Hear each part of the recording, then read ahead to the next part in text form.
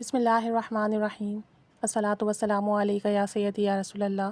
وعلی آلک و اصحابک یا نور اللہ، اللہم صلی علی محمد وعلی محمد۔ درود شریف پڑھیے، استغفار کیجیے اور تھوڑا تھوڑا کر کے اس میں اضافہ کیا کریں۔ اگر آپ 2000 دن میں پڑھتے ہیں تو کوشش کریں کہ آج 2010 مرتبہ پڑھ لیں، 2020 مرتبہ پڑھ لیں۔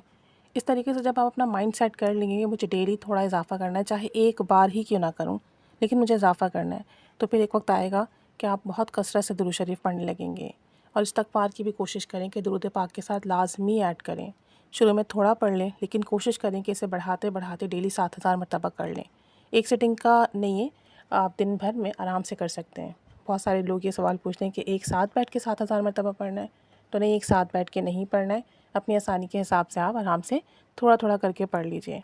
ایک خاتون کہہ رہی تھیں کہ استغفار نے میری زندگی بدل دی، میرے سالوں کے مسئلے حل ہوئے، میری پریشانیاں ختم ہوئیں، میری زندگی میں سکون، اطمینان، خوشیاں، راحت نصیب ہوئیں۔ بتاتی ہیں کہ میری جب سے شادی ہوئی ہے میرے شوہر کا رویہ میرے ساتھ بہت خراب ہے، بہت نازیبا الفاظ استعمال کرتے ہیں، بعض اوقات باتیں سناتے ہیں، طعنے دیتے ہیں اور کبھی کبھی تو مارتے بھی ہیں۔ کہتی ہیں کہ ان کا طریقہ کار کچھ ایسا ہے کہ ان کے جو دوست احباب ہیں وہ اچھے نہیں ہیں، اور ان کا جو طریقہ ہے وہ یہ ہے ان کے دوست احبابوں کا کہ عورت کو عزت نہیں دینی چاہیے، عورت جو ہے پیر کی جوتی ہے۔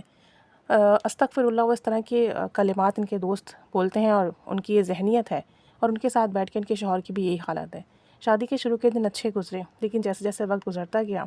تو شوہر کو یہ لگا کہ مجھے ڈومیننسی دکھانی چاہیے، میں مرد ہوں، گھر کا خرچہ چلا رہا ہوں اور ان کی ذمہ داری اٹھائیے، تو بس ہر معاملے میں میرا فیصلہ اور میری سوچ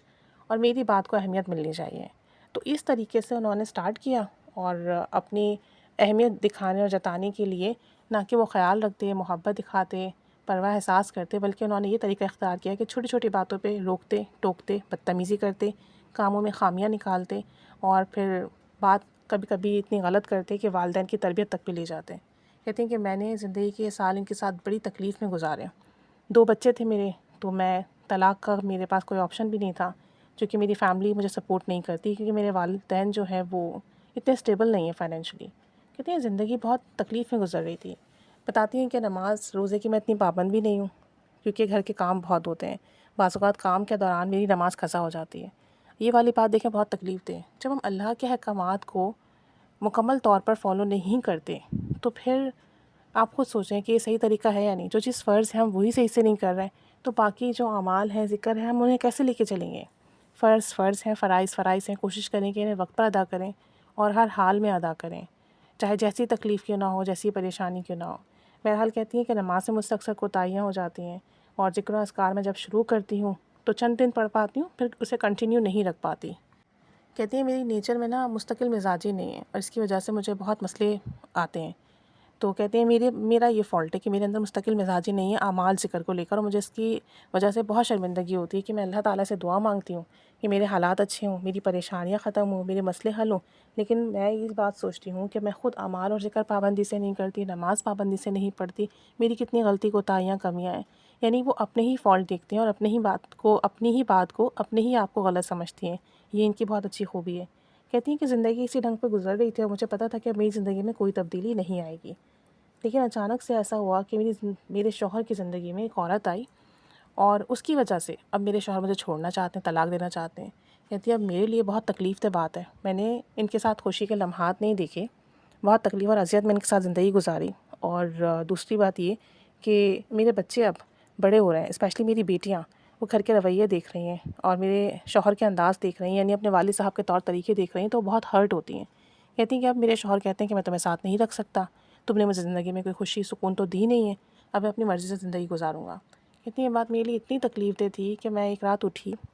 اللہ کے حضور میں نے سچی توبہ کی، رو رو کر دعا کی، نماز ادا کی، اور اللہ سے کہا کہ میرے شوہر کا دل پھیر دے، تیرے ہی اختیار میں ہے، تو ہر چیز پر قادر ہے، تو ان کا دل پھیر دے، مجھے عزت دے، مجھے حفاظت دے اور میرا گھر بچا رہے۔ کہتی ہیں کہ میں اس عمر میں طلاق کا دھبا نہیں لے سکتی، اور میری بچیاں اب شادی کی عمر کو پہنچ رہی ہیں، ان کے فیوچر کا کیا ہوگا؟ کہتی ہیں مجھے جو سمجھ میں آیا میں اللہ تعالیٰ سے بولتی رہی، اللہ سے اپنی تمام تکلیفوں کا ذکر کرتی رہی، اللہ کے آگے روتی رہی۔ کہتی ہیں اسی کیفیت میں میرے منہ سے بار بار استغفر اللہ، استغفر اللہ، استغفر اللہ نکلنا شروع ہوا۔ کہتی ہیں میں حیران کہ بار بار میری زبان سے استغفار نکل رہا ہے۔ تو بہرحال جب میں اٹھی مطلب یہ ساری دعا وغیرہ کر کے جب میں چائے نماز سے اٹھی تو بھی میری زبان پر استغفار کا ذکر جاری تھا، اور اس پورا دن میں استغفار کرتی رہی۔ کہتی ہیں پھر میں نے لاشعوری طور پہ استغفار شروع کیا، اور پھر میں نے یوٹیوب پر استغفار کی برکات سرچ کی،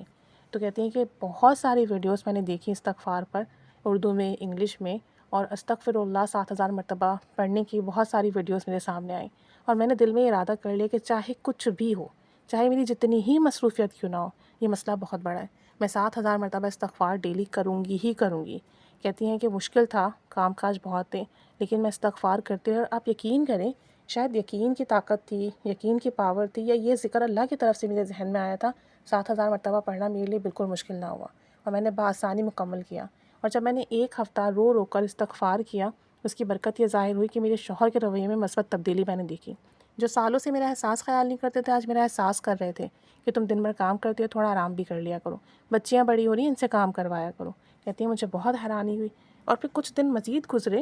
تو انہوں نے میرا بہت زیادہ خیال رکھنا شروع کر دیا، مجھے عزت دینا شروع کر دی،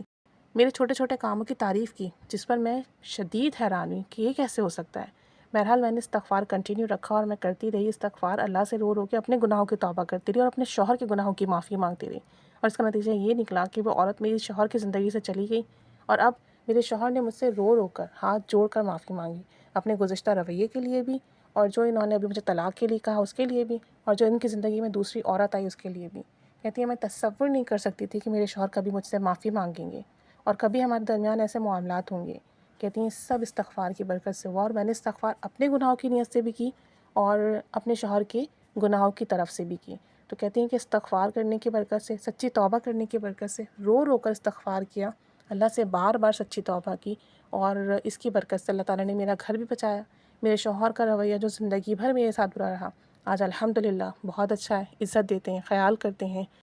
سب کے سامنے احساس کرتے ہیں۔ تو آپ یقین کریں میرے پاس الفاظ نہیں ہوتے کہ میں اللہ کا کن لفظوں سے شکر ادا کروں۔ الحمدللہ ثم الحمدللہ، استغفار نے میری زندگی مکمل بدل دی ہے، الحمدللہ رب العالمین۔